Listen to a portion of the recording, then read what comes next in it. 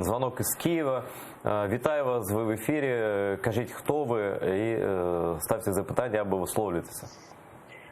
Салям алейкум. Ого. Здравствуйте, я узнал этого человека. Вам...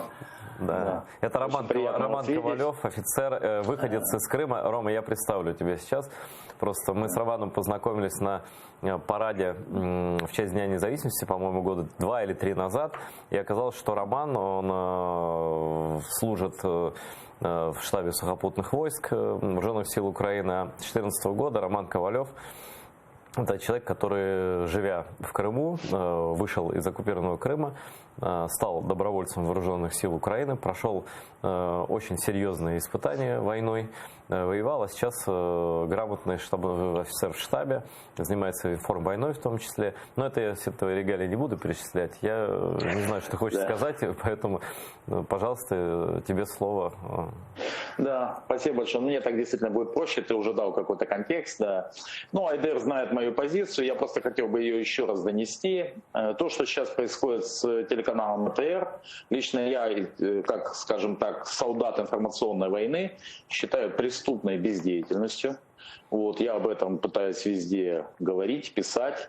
Вот, для меня это очевидные вещи. И мне бы, конечно, хотелось, чтобы те чиновники, которые отвечают за этот фронт, сосредоточились сейчас на этом. Это действительно очень важная и глобальная задача, которую нужно решать прямо сейчас. И вчера, как мне кажется, нужно было на РНБО обсуждать, кроме, естественно, обострения на фронте, не коронавирус, а нужно было обсуждать ситуацию с телеканалом АТР. Это первое. На позицию крымско-татарского народа, который остался там, на своей земле. Вот. И ему очень важно понимать поддержку украинцев и Украины. Они ее должны чувствовать. Ну, я это говорю как севастополец, который как бы какое-то время тоже был в их шкуре.